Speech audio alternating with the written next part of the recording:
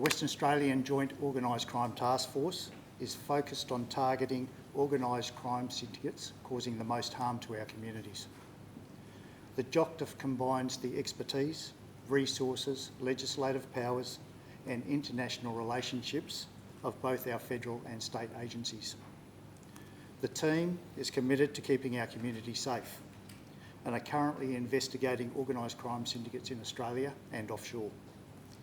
Today, my colleagues and I are able to announce a number of operational successes achieved by the team. Since January, about 230 kilograms of meth has been seized. 8 people have been charged as a result of 3 separate operations. Operation Estevan was initiated in December 2024 following the discovery of 185 kilograms of meth. The meth was hidden in a consignment of rice sent to Australia from Pakistan. The seizure has prevented 1.8 million individual street deals, which could have put $171 million into the pockets of criminals. As a result of JOCTF investigations, a 35-year-old Doubleview man was last week charged with importing a commercial quantity of meth. The charge carries a maximum penalty of life imprisonment. Additionally, during the course of Estevan, a threat to life was identified, requiring the team to respond quickly to mitigate the threat. Assistant Commissioner Tony Longhorn will provide the details of how the quick actions of the JOCTF kept the community safe from the potential threat and prevented any violence from occurring. Operation Estevan once again highlights the links between illicit drugs and violent crime and shows why federal and state agencies are so invested in stopping traffickers. These people are the ones who are preying on our children, your friends, your neighbours, trying to get them hooked on these insidious drugs and turn them into people you do not recognise, people who will rob, steal, lie and cheat. The Western Australian JOCTF is working tirelessly to protect our community and keep the community away from these predators. I'll pass on to Assistant Commissioner Chris Waters to talk about Operation Burwood. Thank you and good morning. So my name is Chris Waters, Assistant Commissioner for the Australian Border Force. I'd like to outline another successful outcome from the WA JOCTF, resulting in a detection by my officers of around 15 kilos of methamphetamine hidden in wooden furniture that arrived in Fremantle from South Africa in January of this year. The amount of methamphetamine found by our officers could have sold for about 150,000 individual street deals with an estimated street value of close to $14 million. After its detection, the illicit drugs were replaced with an inert substance before the furniture was released for collection. On the 31st of January, a Sydney man allegedly collected the consignment from a freight forwarder to send to the eastern states. JOCTF investigators arrested the man shortly thereafter, seized 2 mobile phones and retrieved the consignment. The police will allege that the man had flown into Perth from Sydney the day before to facilitate the transportation of the illicit drugs. He's been charged with 1 count of import a commercial quantity of border-controlled drugs and is expected to face Perth Magistrates Court on the 29th of August. The ABF is the first layer of protection at the Australian border. We have been very successful in hindering the efforts of criminals by seizing massive amounts of drugs at the border. And my message to the crooks out there is that working together, we will dismantle your criminal syndicates, seize your illicit drugs, and make sure that you face the full force of the law. Thank you.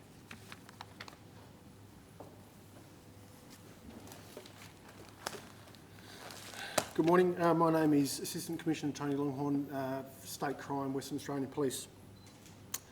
The seizure of more than 200 kilograms of methamphetamine in these combined 3 JOCTF operations is a big win for the Australian community and law enforcement collectively. It's no secret, as Pryce alluded to, that methamphetamine causes significant harm in our community. It causes harm to the users and the families. The abuse of this drug is frequently linked to serious crimes such as homicide, domestic violence and serious assaults.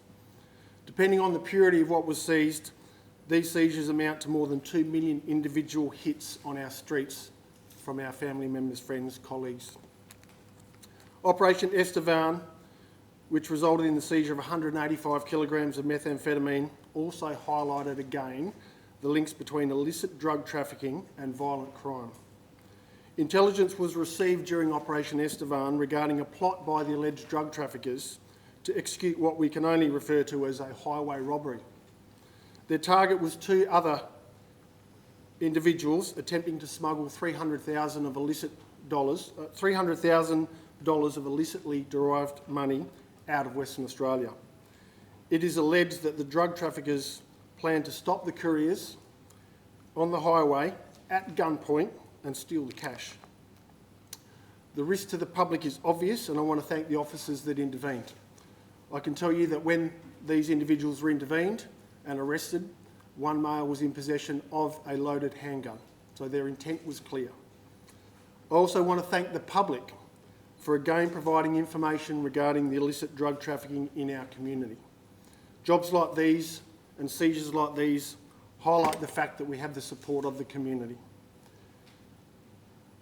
The benefits from snippets of information provided to Crime Stoppers and law enforcement enable us to join the dots and result in seizures such as these, ultimately protecting our streets, taking drugs and guns and offenders off our streets. We're invested in this community. We all live in this community.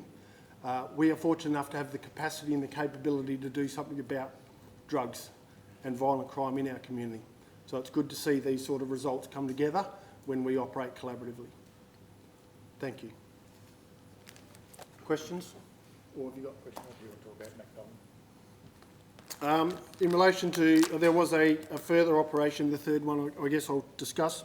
I can't say a lot because the matter's before the courts, but acting on intelligence, further intelligence, officers from the JOCTF located the 41-year-old OMCG Perth-based individual and another 34-year-old allegedly in the process of collecting 30 kilograms of methamphetamine. Both were apprehended after a prolonged foot chase. They were found to be in possession of the 30 kilograms of methamphetamine, a plastic tub, a shovel, night vision goggles and other implements. Both men have been charged and are now before the courts. That operation makes up the third arm of what we're briefing on today. Again, highlighting the involvement with OMCG in the illicit drug trade in our state and other criminal networks and entities. Again, all violence, firearms, the crimes that look to be committed, they all go hand in hand. And these 3 successful outcomes hopefully have put a significant dent in what was likely to occur and hit our streets. Thank you. Can you talk to us about what we can see in front of us here? Is this the total of everything or just a bit of a sample of what was outlined in this document? So the drugs before you are the 185 kilos that were seized from Pakistan. I guess that's all. That's just Pakistan. Just the 185? Yeah, the other drugs are currently involved. I think we can see some bullets and a gun. If you can just explain what else other than drugs is on the table. So there's a handgun. I don't know if it's... So there was other operational activity yesterday where a search warrant was executed. Another male who was being investigated as part of Estevan was found in possession of a sawn-off shotgun and a handgun and a number of other items that have been seized. So I can't actually see what's in front of me. The 2 men involved in the alleged attempt at the highway robbery, were they part of a national or local organised crime network, a bigger network? So the men that were involved in the highway heist, as Tony likes to call it, certainly one of them is one of the people charged in respect of the import. So the connections are quite obvious in Western Australia. OMCG, organised crime members, the links are quite evident and usually involved in a number of different commodities. So we've got a few examples here, some in tea packaging, some in furniture, some in rice packaging. Is that your message to criminals? They can come up with all of these different types of ways, but you're ultimately going to find them? Yeah. So the methodologies being used is testing a number of what they perceive to be vulnerabilities in Western Australia. I would say to you, in the last 2 years with our operational activity, we have foiled a number of their importation plots. You've only got to have a look at the imports into our regional towns that we've foiled in the last 2 years, which were significant. I think it's organised crime testing our vulnerabilities, and I think they've been found out. And we're making WA as hostile as possible, and to make sure that drugs aren't brought in through our borders, which also supports what's occurring on the East Coast. 185 kg, you said it came through from Pakistan, I think? Yes. So is that the source country, or do you think there was another source country before that? Southeast Asia would be one of the source areas. The methamphetamine coming into Australia is usually from the Central Americas, South Americas, and from Southeast Asia. But we are seeing a number of other different countries that are joining. The global production and cultivation of drugs at the moment across the world has reached record highs. So we are doing our very best to make sure that we are not just focusing on the traditional countries that have been or seen to import drugs into Australia, but there are other countries now that we're highly focused on. We saw most recently the black flight that come into Western Australia, Operation Mirkwood, that was from South Africa, for example. So there's a number of countries across the world that are testing our vulnerabilities at the moment. To the best of your knowledge, were these drugs destined to stay within Western Australia or to make their way through other organised crime networks for distribution elsewhere? What we see is when drugs come into Australia, that they are distributed across the country. I would suggest the amount of meth use in WA, these drugs were probably meant for the WA market, as opposed to the significant seizures of cocaine we've had over the last couple of years, which were probably more destined for the East Coast. And what sort of impact would this seizure have on an organised crime syndicate? How can they recoup the cost? Are they looking at collapse? Is this a significant blow? Can you paint a bit of a picture of it? Depending on the syndicate, of course, and of course they're now sitting in a jail cell. So, they obviously owe a lot of money potentially offshore, but this puts a big dent into organised crime. They've got to take greater risk. The more seizures we have in Australia, the greater risk, because they try and recover quickly and get more of drugs into the country. That recovery, they take greater risk, which exposes them more to law enforcement. Are you confident that seizures like this kind of indicate that you are winning the war on drugs? We are certainly seizing more drugs than are being consumed in Australia at the moment. But as I said to you a short time ago, is that the global production and cultivation of drugs has reached record highs. Everyone sees, you've seen in Western Australia, we have an insatiable appetite for meth, as opposed to the East Coast that are more inclined to use cocaine. We are prepared in Western Australia to pay high prices, which makes us very attractive to organised crime to try and get their drugs into Western Australia. Do busts like this help you make further inroads into these organised crime groups and try and pinpoint who the leaders are?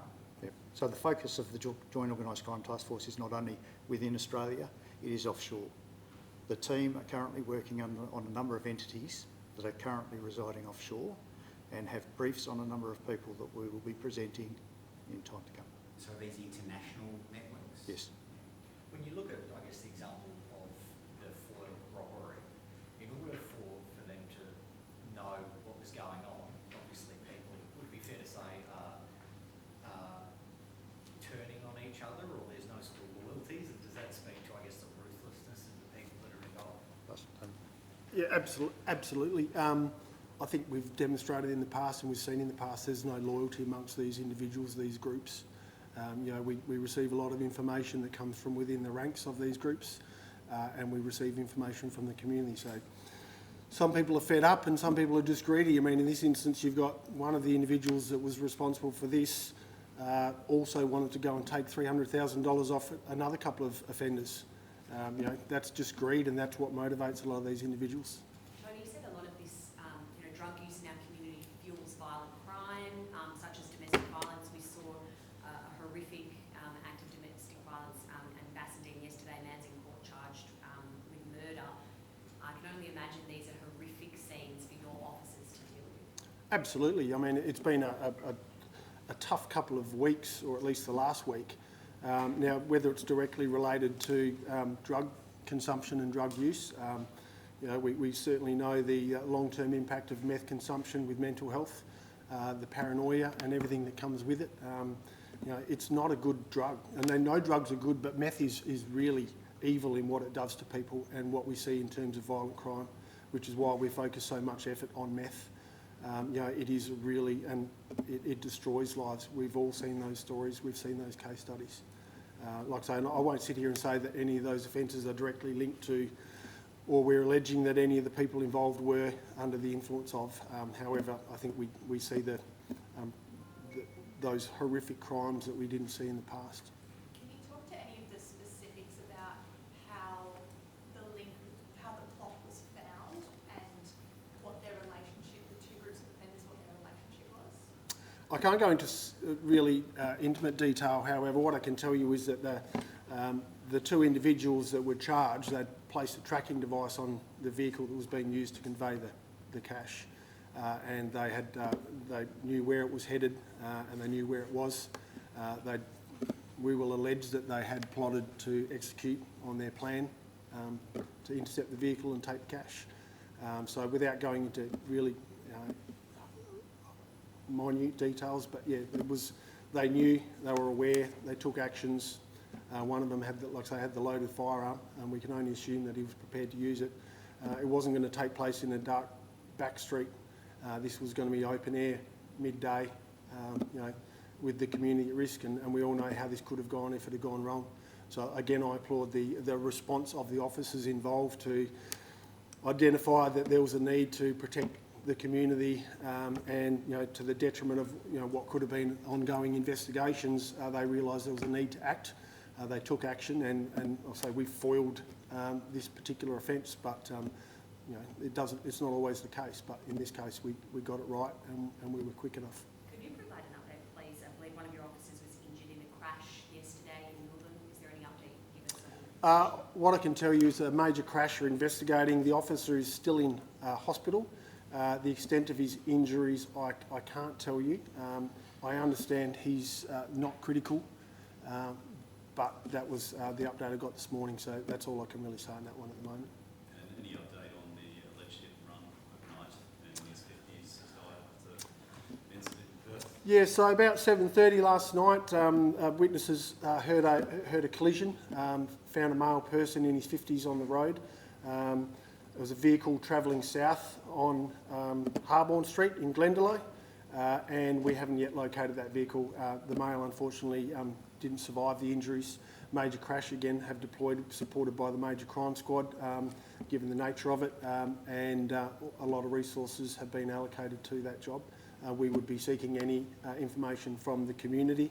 I understand there was significant, or not significant, but a fair amount of damage to the vehicle involved, which would suggest that there's a vehicle out there somewhere with visible damage that someone knows about, and someone may have observed, or someone may know where it is, and we would implore you to contact Crime Stoppers. Any update on the woman helping police with their inquiries on the baby there? No update. She's still receiving the care that she needs, and it's a complex matter. And as we alluded to, it's complex, it's sensitive, and it's tragic. There's no winners in this one. There was a tobacco store robbery last night. There's been a number of similar robberies recently. Are you investigating if they're linked? Absolutely. At this point in time, what I can tell you is the offenders were identified and charged with the robbery from last night. There's no known link between that offence and the other tobacco-related incidents that we've encountered recently. Are these drugs related, or the illicit cash, is that related to alcohol and motorcycle gadgets? Well, 30 kilos of it was, with that particular arrest and operation. I think it's fair to say that the OMCGs are in 2 degrees of separation, 3 degrees of separation, in whether they're offering some level of service in these type of seizures and the like. I think it's fair to say that they play a pretty significant role nationally and internationally in the illicit drug trade. Whilst I'm not going to sit here and say that 185 kilos have direct links to OMCG, pretty confident that at some stage, at some level, there would have been some involvement. Pryce, yeah. Just back to the Glendalough crash Yep. last night. So, do you have a message for the driver? Hand yourself in. Yeah, I mean, it's We see this quite often. Some people panic, don't know what to do, think they're going to get away with it. I can tell you with the capabilities of the cameras and the ANPR and everything that we've got nowadays, I was speaking to the guys from Major Crime recently, and I think the likelihood of getting away with an offence like this in Perth is highly unlikely. The best thing you can do is contact police, hand yourself in, and then we'll work through it from there. We understand people panic, and we don't know the circumstances leading up to it, but please just hand yourself in because it's only a matter of time. Back to the drugs, last question, sorry, but this must be a good day on the job when you're hauling this in. Can you talk about what it's like for officers maybe, on the border, or if this must be why you guys do it, right? Absolutely, and I won't speak for these guys, but we've got the border protection and Chris's work, and I think for his guys to see this result, but not only the detection's one element of it, the ability for us to then investigate it and identify the people that we're going to receive it, distribute it and ultimately profit from it is where the real success comes from, because I think there's a significant number of detections. But if we don't identify the people behind it and the people that we're looking to profit from it, then there's no real deterrent, because as Pryce alluded to, they're reloading and they're sending it in larger amounts than we've seen in the past. So those that were lined to receive and profit from it, but also those that were responsible for sending it, is where we focus a lot of our efforts. The guys and girls do a fantastic job, and I think that I could never explain the complexity around the investigation to get us to where we are here today. And not only this job, the 30-kilo job, there's so much work going on behind the scenes, and when it comes off and everyone comes together and we get a good result, that's a fantastic outcome. So for the people at the border and the law enforcement that are working together, with our state capabilities supported and alongside the Commonwealth capabilities, I think it's pretty impressive, and we hope to see a lot more of this. And only the other day there were some other seizures by the Organised Crime Division.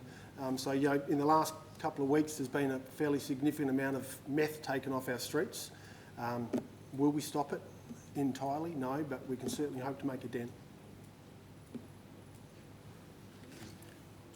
Yes?